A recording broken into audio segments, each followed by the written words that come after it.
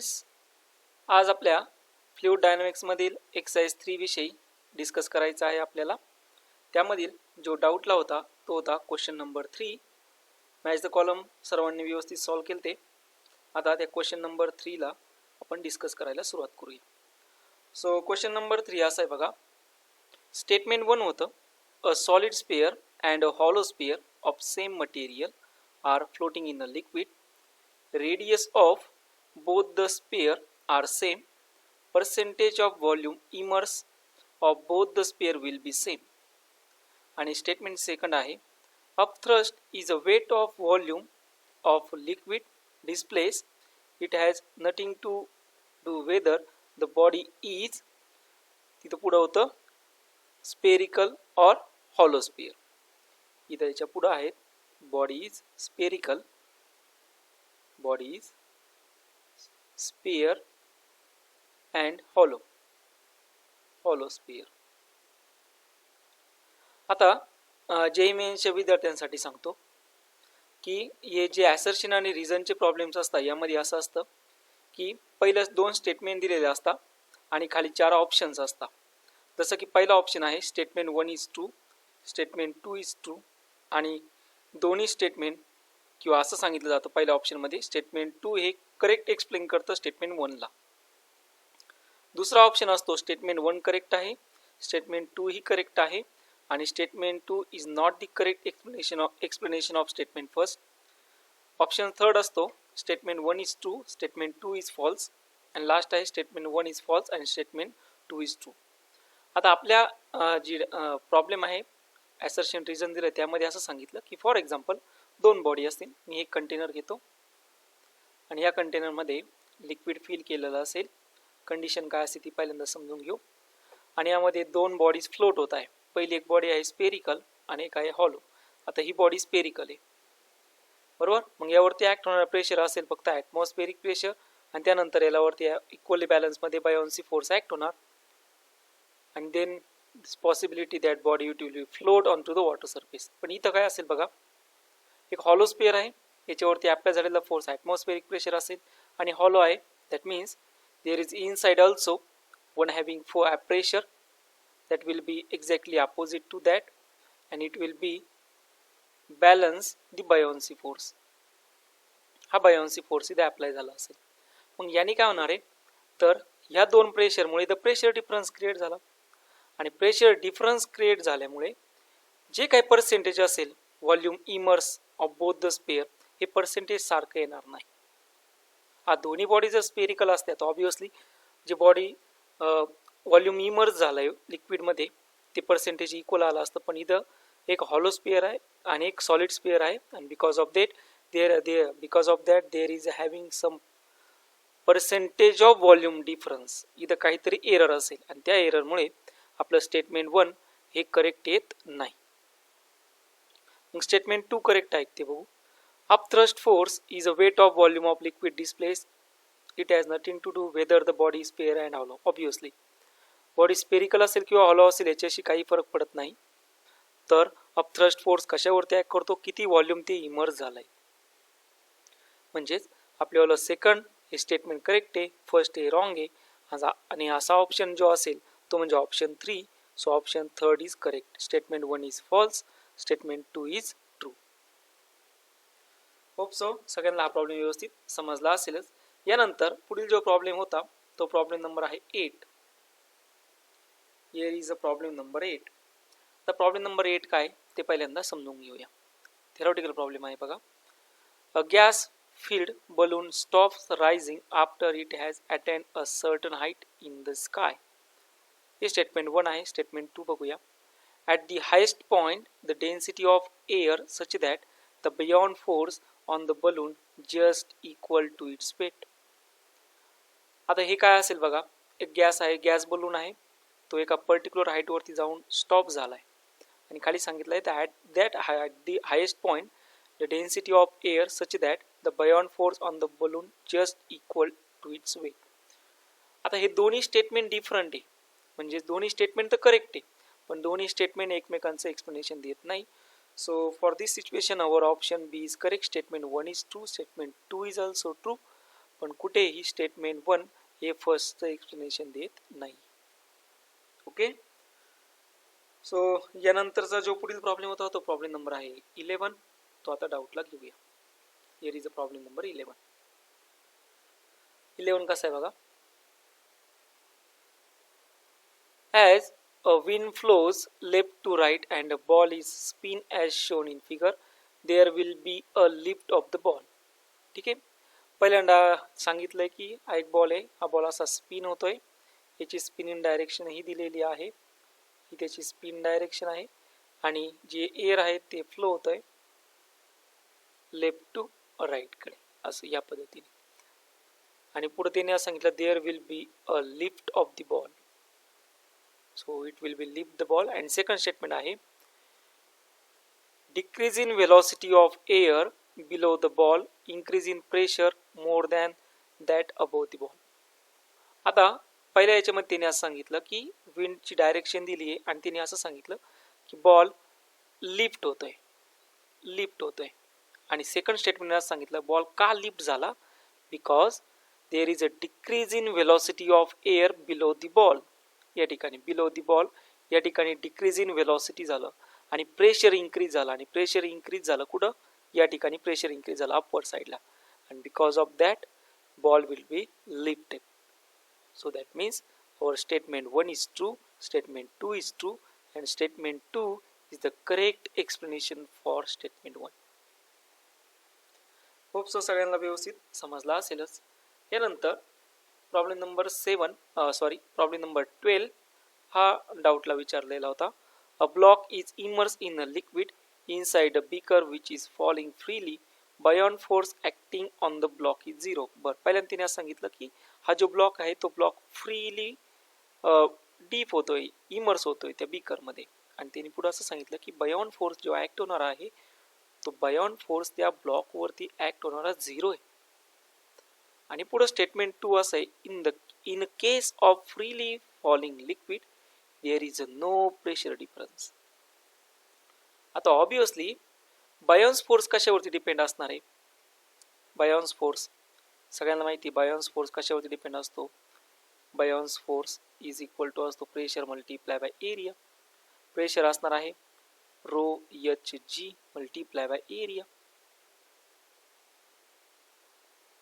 Okay, हा buoyancy force. आता पहिल्या स्टेटमेंटमध्ये त्यांनी असं सांगितलं की बायॉन्स फोर्स 0 आहे आणि दुसऱ्या स्टेटमेंटमध्ये सांगितलं की तिथं कुठेही प्रेशर डिफरन्स नाही आहे. मग बघा रे, बायॉन्स फोर्स 0 कधी असू शकतो, ज्यावेळेस प्रेशर डिफरन्स नसेल त्यावेळेस. Whenever pressure difference are 0 then we say that buoyant force is 0. So statement 2 is the correct explanation of statement first. Statement 1 is true, statement 2 is true and statement 2 is the correct explanation for statement first. असं आपण या ठिकाणी म्हणू शकतो. Okay, ठीक. चला आता 13 नंबरचा प्रॉब्लेम. 13 नंबरचा प्रॉब्लेम हा मी तुमच्यासाठी ठेवतो. आता हा तुम्ही सोडवायचा आहे.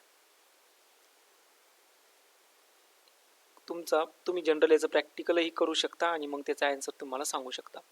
An ice cube is floating in water in a vessel at 0 degrees Celsius. When ice cube melts, level of the water in the vessel remains same. And second आहे volume of the melted ice is same as a volume of water displaced by ice. Archimedes principle वापरा आणि आर्किमेडेस principal नुसार याचं explanation तुम्ही मला सांगायचं आणि याचं आन्सर काय येतं ते पण बघा. ओके, हा तुमच्यासाठीचा आहे होमवर्क. प्रॅक्टिकल करा. दोन्ही स्टेटमेंट करेक्ट आहे. फक्त मला असं सांगायचं आहे की स्टेटमेंट 2 हे फर्स्टला एक्सप्लेन करतंय का. एक्सप्लेन जर करत असेल तर पहिला ऑप्शन करेक्ट, एक्सप्लेन जर करत नसेल तर दुसरा ऑप्शन करेक्ट. ओके, खूप सगळं तुम्हाला व्यवस्थित हा प्रॉब्लेम समजला असेलच. यानंतरचा 14 नंबर सुद्धा मी तुमच्यासाठीच ठेवतो. 14 नंबरचा प्रॉब्लेम सुद्धा सेम त्याच प्रिन्सिपलवरती आहे, आर्किमेडेस प्रिन्सिपलवरती. त्याचा आन्सर तुम्ही मला सांगायचं. Okay, now next problem number 15. So here is a problem number 15.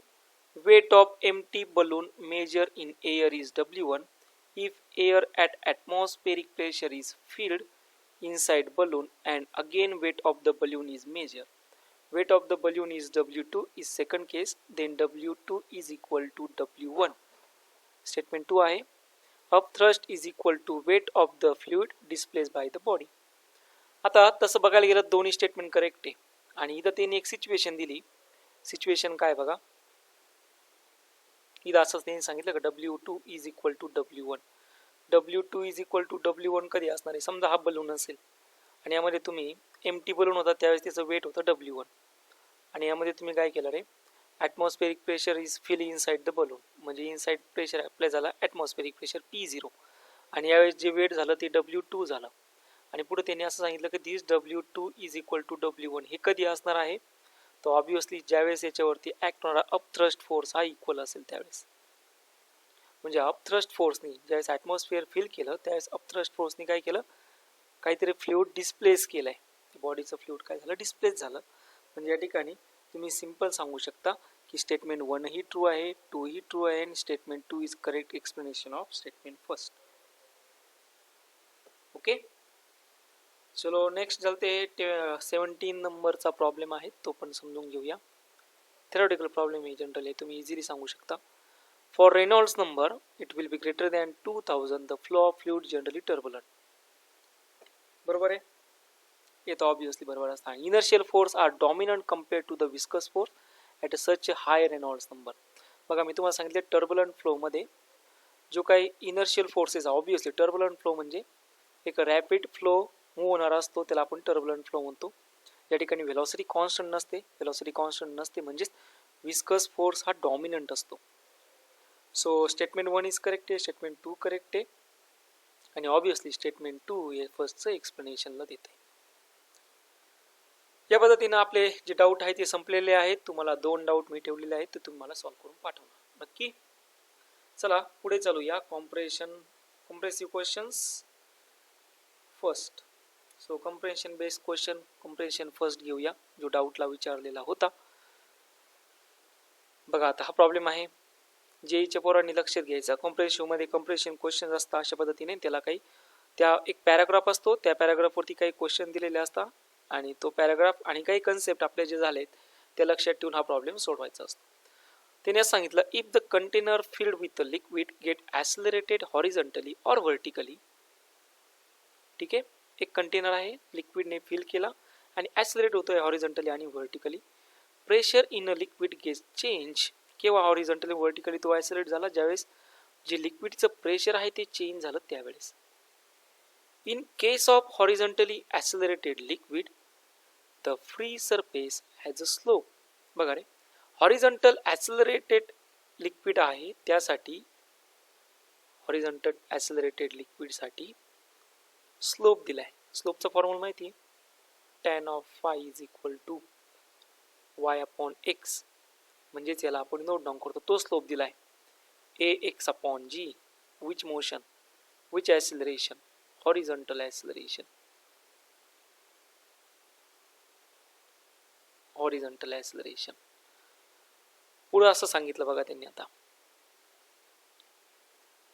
In case of vertical, हे झालं हॉरिझॉन्टल ॲक्सिलरेटेड मोशन जाते. आता आहे in case of vertically accelerated liquid for calculation of pressure effective G is use. आता vertical accelerated मोशनमध्ये लिक्विडच्या जे प्रेशरसाठी कॅल्क्युलेशन केलं त्यासाठी ऑब्विसली प्रेशर असतो H रो G वरती डिपेंड आणि या ठिकाणी जे acceleration due to gravity use केली तिला फक्त G म्हणलाय. आता पुढे a close box with horizontal base. बघा रे, असा एक क्लोज बॉक्स आहे ज्याचा हॉरिझॉन्टल बेस दिलाय 6 मीटर इंटू 6 मीटर. सो असा एक बॉक्स असेल, हा एक बॉक्स असेल असा, बरोबर. थोडा अजून क्लिअर करून देतो बघा तुम्हाला. सो असा एक बॉक्स दिलाय, त्याची जी बेस आहे ती बेस ऑब्विसली दिलेली आहे 6 मीटर आणि याची जी हाईट दिलेली आहे ती हाईट आहे 6 metre. 6 metre by 6 metre. Okay, पुढे असं सांगितलं and a height 2 metre is filled with liquid up to 2 metre. Up to 2 metre कशाने फिल केलं, लिक्विडने फिल केलं इथपर्यंत. 2 मीटर पर्यंत लिक्विडना फिल केलं. हे पूर्ण इथपर्यंत. ओके. ऑब्विसली याला जे ॲक्सिलरेशन आहे एक हॉरिझॉन्टल ॲक्सिलरेशन आहे आणि एक व्हर्टिकल ॲक्सिलरेशन आहे. हॉरिझॉन्टल ॲक्सिलरेशन त्यांनी सांगितलंय AX, व्हर्टिकल ॲक्सिलरेशन त्यांनी सांगितलंय AY एवढं. ओके. चला मग पुढे बघूया. पुढे काय सांगितलंय. It is given in a constant horizontal acceleration. Horizontal acceleration दिलं किती G/2 एवढं. कॉन्स्टंट हॉरिझॉन्टल ॲक्सिलरेशन आहे G/2 and vertical downward acceleration is G/2. vertical downward acceleration also G/2 दिले. आता यावरती पहिला क्वेश्चन, हा पूर्ण पॅराग्राफ तुम्हाला समजला असेलच. पहिला क्वेश्चन मी वाचून दाखवतो. The angle of the free surface with the horizontal is equal to. तुम्हाला विचारलं जो काही फ्री सरफेस आहे, कुठला फ्री सरफेस, हा मी तुम्हाला दाखवतो. हा फ्री सरफेस, हा एवढा फ्री सरफेस जो लिक्विडने फिलअप नाही झालेला, त्या ठिकाणी अँगल किती असेल. त्या ठिकाणी विचारलं काय, अँगल किती असेल. मग अँगल कसं फाइंड करणार. हॉरिझॉन्टल ॲक्सिलरेशन साठीचा स्लोप घ्या. किती आहे हॉरिझॉन्टल ॲक्सिलरेशन साठीचा स्लोप. tan ऑफ फाय माहिती ना किती, tan of phi is equal to X upon G. आणि हॉरिझॉन्टल ॲक्सिलरेशन त्याने दिलाय एक्स किती आहे G/2. So tan of phi is equal to असणार आहे G/2 डिवायडेड बाय G/2. हो सॉरी, G/2 नसेल, इथं असणार आहे फक्त G असेल. बरोबर ना. Okay. But there is a one more situation. आता ज्यावेळेस याला हॉरिझॉन्टल ॲक्सिलरेशन असताना त्यावेळेस काहीतरी व्हर्टिकल ॲक्सिलरेशन सुद्धा त्याचा काहीतरी रोल असेल. म्हणजेच हा जी आता चेंज होऊन जाणार तो असेल AY प्लस G एवढा. आता इक्वेशन येऊन जातं बघा. tan of phi is equal to G/2. इथं असणार आहे AY ॲक्सिलरेशन अलॉंग Y म्हणजे डाऊनवर्ड डायरेक्शनला प्लस किती असेल G एवढं. थोडक्यात मला काय सांगायचं बघा, ज्यावेळेस या ब्लॉक ॲक्सिलरेट होत असेल, ब्लॉक ॲक्सिलरेट होत असताना फक्त ॲक्सिलरेशन ड्यू टू ग्रॅव्हिटीनंच ॲक्सिलरेट नाही होणार, तर त्या ठिकाणी अजून ॲक्सिलरेशन व्हर्टिकली डाऊनवर्डला ॲक्ट झालंय आणि ते आहे G/2 एवढं. बरोबर आहे. सो A ऑफ Y असेल G/2 डाऊनवर्ड आहे म्हणून घेणार मायनस G/2 आणि फक्त या इक्वेशनमध्ये सबस्टिट्यूट करून देऊ. सो tan ऑफ फाय इथं असणार आहे G/2 minus G/2 plus G आणि हे येऊन जातं G/2. हे असणार आहे G/2. इथं येऊन जातं tan of phi is equal to 1 आणि फाय इज इक्वल टू असणार आहे tan इनवर्स ऑफ 1 आणि tan इनवर्स ऑफ 1 सगळ्यांना माहिती किती असतो. किती असतो तो 45 डिग्री. सो आपला आन्सर आलं 45 डिग्री. तुम्हाला फक्त हा स्लोप होता. या स्लोपमध्ये जे डाऊनवर्ड ॲक्सिलरेशन होतं हे झालं एक्स, Y/X असतो ना आपला स्लोप. बरोबर आहे. स्लोप किती असतो Y/X. आपण याचं हॉरिझॉन्टल ॲक्सिलरेशन तर घेतलेलंच आहे, पण डाऊनवर्डला चाललंय ते कोणतं ॲक्सिलरेशन आहे G/2 एवढं. डाऊनवर्ड आहे त्यामुळे घेताना मायनस साईन, म्हणजे तो फक्त G नसणार आहे, तो असणार आहे AY प्लस G एवढा. तो सबस्टिट्यूट करून द्या, तुम्हाला तुमचं आन्सर भेटेल. ओके. चला मग पुढील नंबरचा प्रॉब्लेम हा सगळ्यांना व्यवस्थित समजला असेल असं कन्सिडर करतो आणि आता पुढचा प्रॉब्लेम घेतो. So problem number 2 is the length of the exposed portion of the top of box is equal to. बघा रे, टॉप ऑफ बॉक्स जे एक्सपोज पोर्शन आहे म्हणजे जो फिल नाही झाला लिक्विडने, तो किती लेंथ वरती आहे. तर बघा एकदम सोपं आहे. किती लेंथ फिल झाली 2 मीटर एवढी. किती लेंथ फिल झाली 2 मीटर एवढी. लेंथ किती राहिली 4 मीटर एवढी. तुमच्याला आन्सर आलंच ना लगेच. किती 4 मीटर. ओके ठीक. चला पुढे घेऊया. Third number, water pressure at the bottom of the centre of box is equal to. बघा तुम्हाला विचारलंय water pressure at the bottom of the centre of box किती असेल. मग हाच बॉक्स मी इथं घेतो बघा.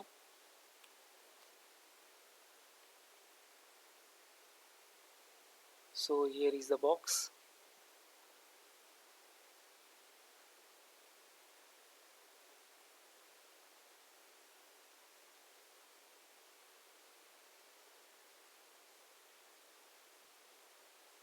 हा बॉक्स असेल, याची हाईट असणार आहे 6 मीटर, बेस हाईट असणार आहे इकडं 6 मीटर, 2 मीटरपर्यंत फिल केलं आहे लिक्विडने, 2 मीटरपर्यंत,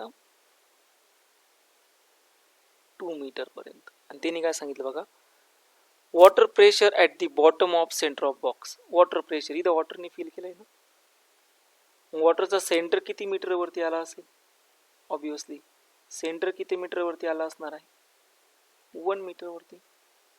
आणि तुम्हाला विचारलं म्हणजे हाईट आली किती, 1 मीटर. आणि वॉटर प्रेशर विचारलं कुठे, at the centre of box.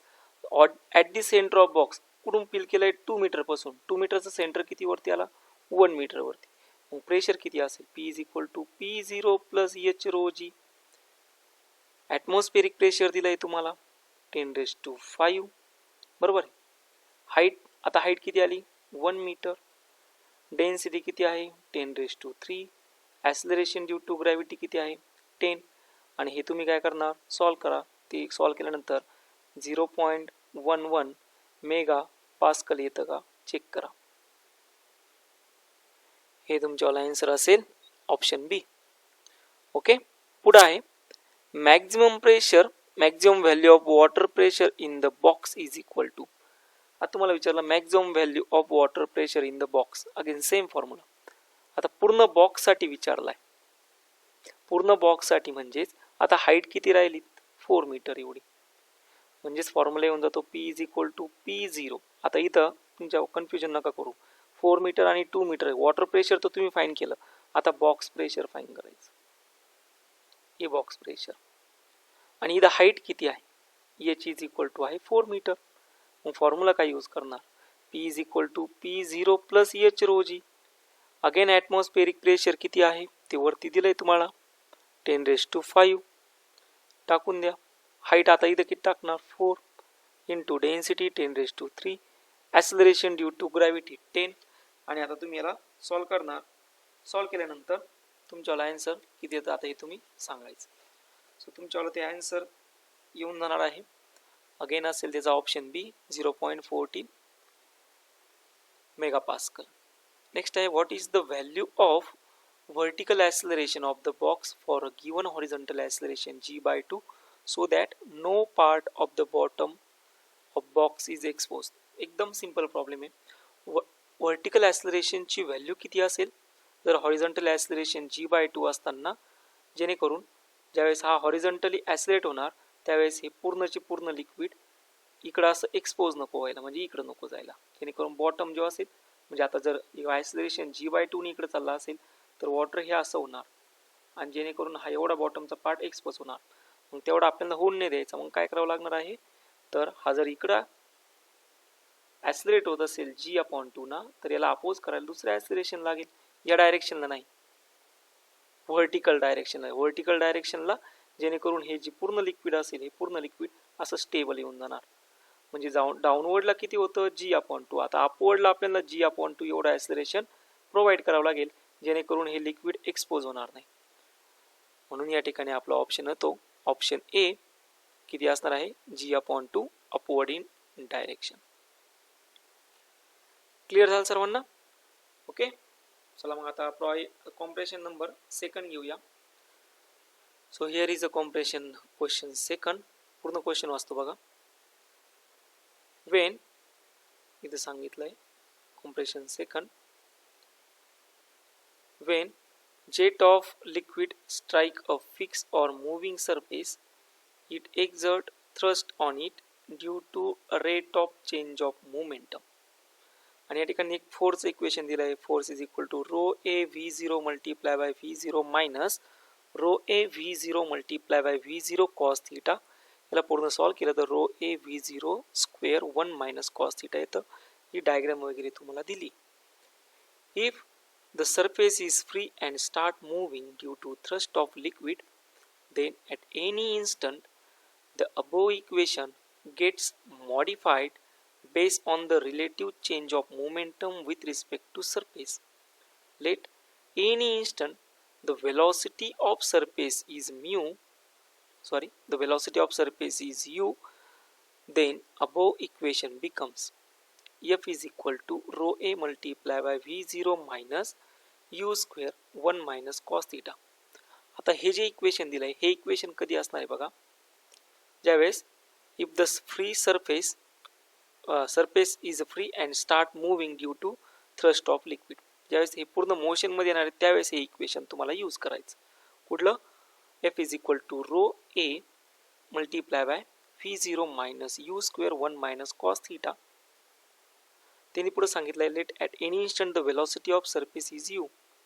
ठीक आहे, म्हणजे या ठिकाणी चेंज ऑफ मोमेंटम होणार त्यावेळेस तुम्हाला हे दिलेलं इक्वेशन यूज करायचं. हे दिलेलं, ही डायग्राम दिलेली आहे. डायग्राम मध्ये त्यांनी असं सांगितलं बघा या ठिकाणी दिलंय base on above concept in the figure below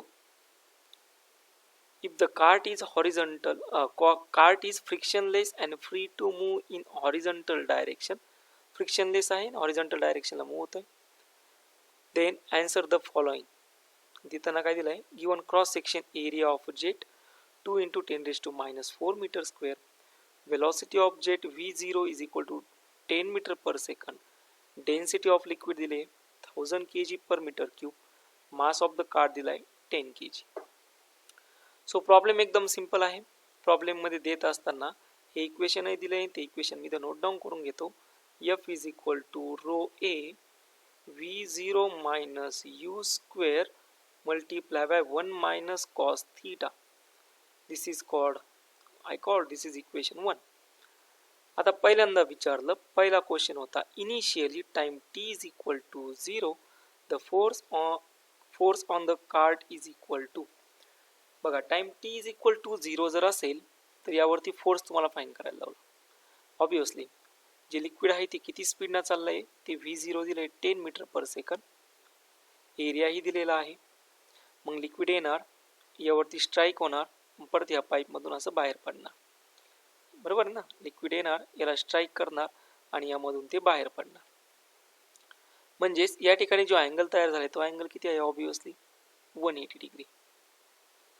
आणि इनिशियली फोर्स आता इथं ऍक्ट झाला, या ठिकाणी फोर्स ऍक्ट झाला आणि time T is equal to 0 असेल तर या कार्टची वेलॉसिटी किती असेल? 0.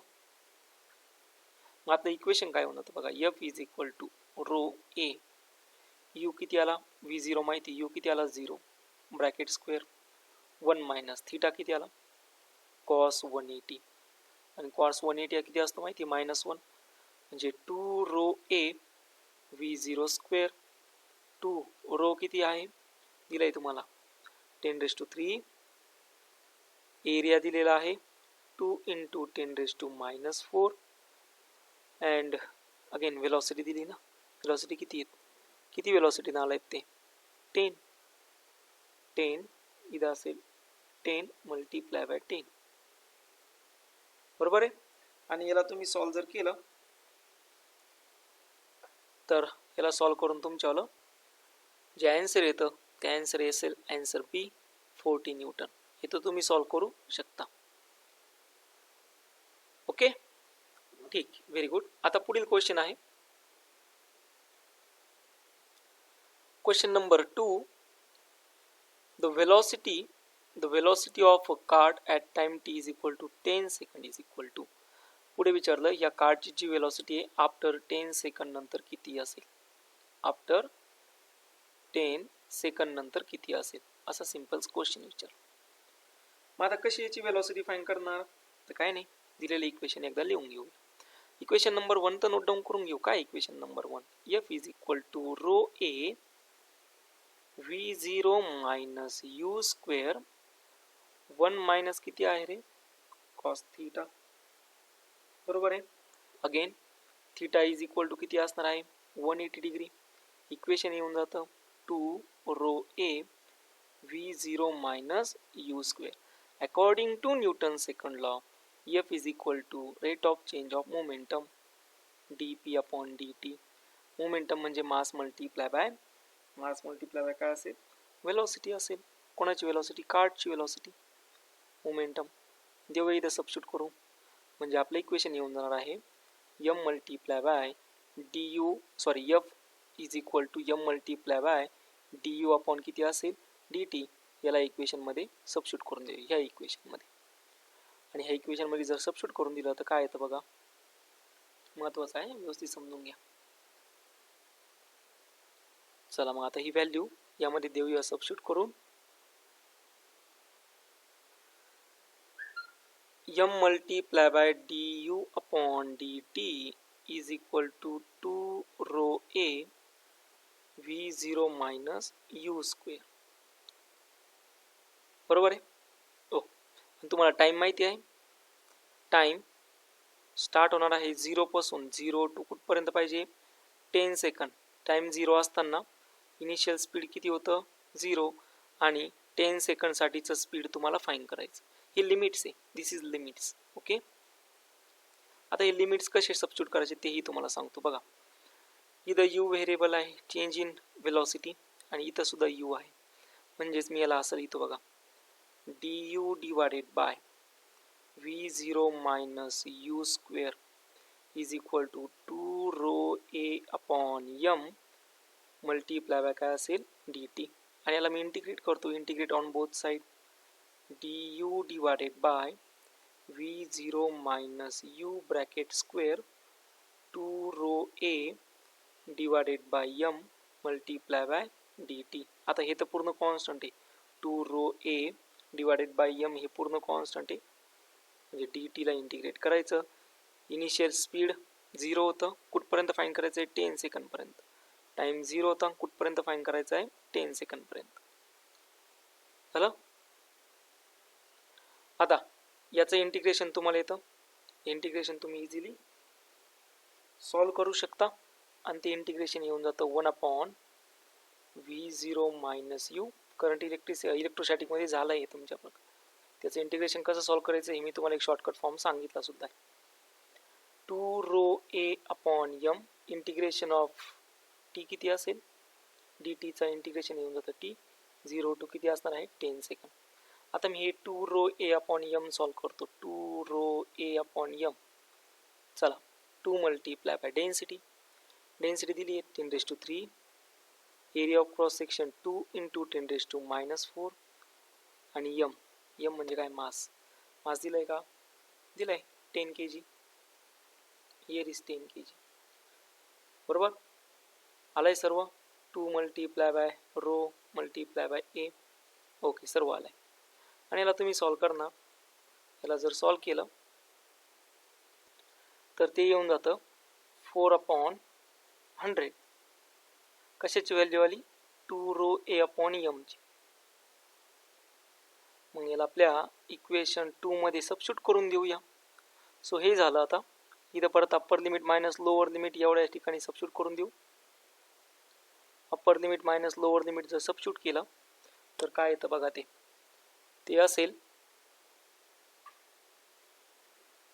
1 upon v0 minus u minus 1 upon v0 is equal to 4 upon 100 multiply by t. बरोबर आलं. आता या ठिकाणी टाइम सबस्टिट्यूट करायचा आहे 10 सेकंड. सो हे येऊन जातं 1 अपॉन v0 मायनस u. पुढे इथं असणार आहे 4 मल्टीप्लाय बाय 10 डिवायडेड बाय 100. हा तिकडे गेला, या साईडला गेला तर तो होऊन जातो प्लस 1 अपॉन v0. आता v0 तुम्हाला दिलं आहे 10 मीटर पर सेकंड. सो इथं येऊन जाणार आहे 1 upon 10 minus u is equal to 4 upon 10 plus 1 upon 10. So हे येऊन जातं 1 अपॉन 10 मायनस u. हे आलेलं आहे 5 अपॉन 10. 5 अपॉन 10 म्हणजे 1 अपॉन 2. सो इथं असेल 1 upon 10 minus u is equal to 1 upon 2. म्हणजेच 2 इज इक्वल टू असणार आहे 10 minus u. So you get u is equal to किती येऊन जातो बघा? 8 मीटर पर सेकंड.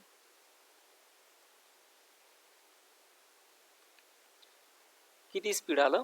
8 मीटर पर सेकंड. म्हणजे at after time t is equal to 10 second the cart is moving at the speed 8 metre per second. u म्हणजे काय? What is u? Speed of the cart.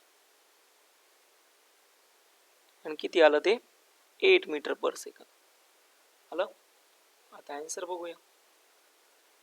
So here is option C 8 metre per second. पुढे विचारलंय in the above problem what is the acceleration of the cart at this instant. आता तुम्हाला विचारलं acceleration किती असेल, मग कसं फाईंड करणार ॲक्सिलरेशन. फोर्सचं तर इक्वेशन तुम्हाला आलंय. काय आहे ते फोर्सचं इक्वेशन मी एकदा हे क्लिअर करतो. हे तुमचं झालं असेल, तुम्ही याला इकडे घेतो मी, तुम्ही याला पॉज करून नोट डाऊन करू शकता. तुम्ही याला एकदा क्लिअर करतो आणि आता आपल्याला काय फाईंड करायचं आहे, ॲक्सिलरेशन फाईंड करायचं. मग कसं फाईंड करणार ॲक्सिलरेशन, चला त्याची तुम्ही काळजी करायची नाही, ते तर मी घेतोच. So here is the acceleration.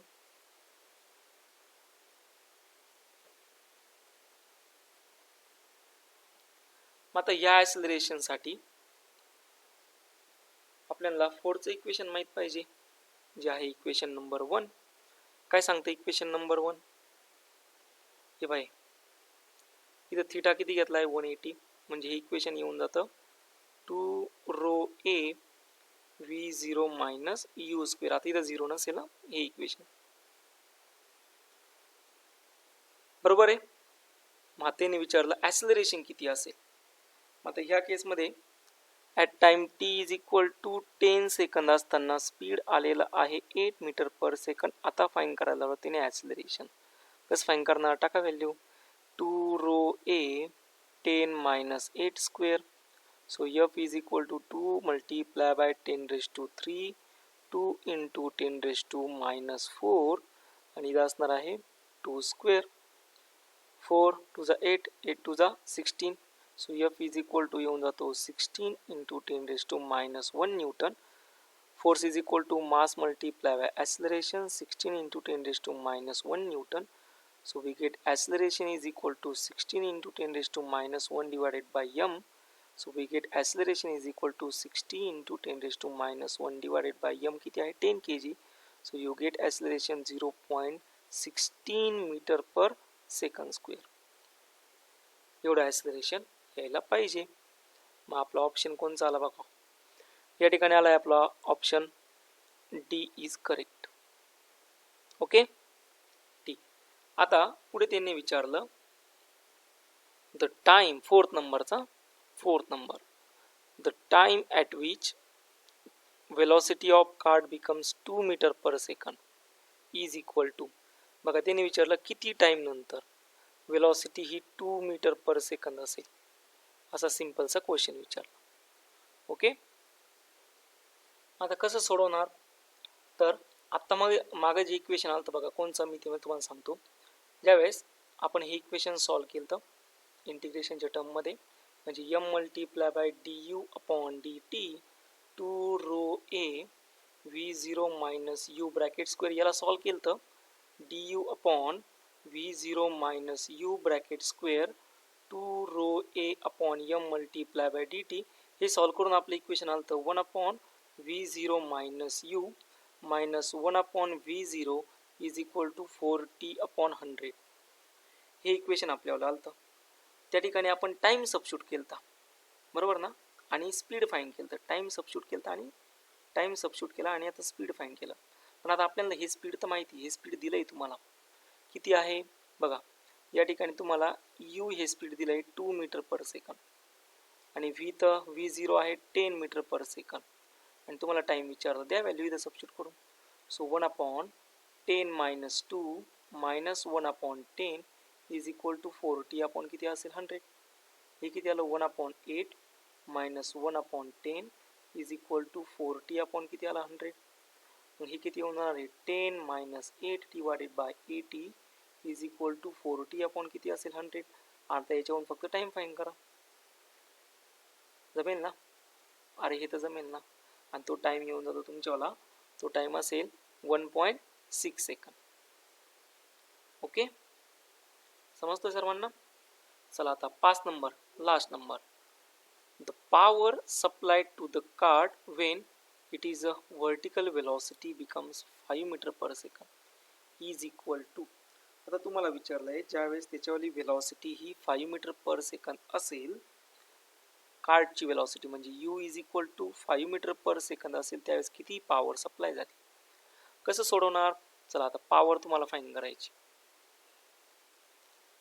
फोर्सचं equation किती असेल? एफ इज इक्वल टू, तेच इक्वेशन यूज करणार, 2 rho A V0 minus U bracket square. या ठिकाणी यू दिलेला आहे 5 metre per second. So F is equal to 2 rho A बरोबर. V0 असेल 10 मायनस 5 ब्रॅकेट स्क्वेअर. ठीक आहे, आणि याला सॉल्व करा. So F is equal to 2 multiply by 10 raise to 3, 2 into 10 raise to minus 4 multiply by 25. आणि हे जर सॉल्व केलं, हे 50 50 दुनी 100, ते येऊन जातं 10 न्यूटन एवढं. आणि तुम्हाला पॉवर विचारली. पॉवर इज इक्वल टू किती असणार आहे? Force multiply by velocity. मग फोर्स किती आहे? 10 बरोबर. आणि वेलोसिटी किती आहे? कार्ड किती वेलोसिटीने चाललंय? 5 metre per second. So 10 multiply by 5 म्हणजे किती आलं? 15 वॅट एवढी पॉवर त्याला असेल. 15 watt W. So you get option C. बरोबर आहे. आता यानंतर दोन कॉम्प्रेसिव्ह क्वेश्चन असतात, एक 3 नंबर आणि 6 नंबर. ते आपण पुढच्या लेक्चरमध्ये कंटिन्यू करूया. आता हे जे प्रॉब्लेम दिसत आहे तुम्हाला प्रिव्हियस इयर जे मेन्स प्रॉब्लेम्स, हे किती प्रॉब्लेम आहे? एक काय थोडे असतील,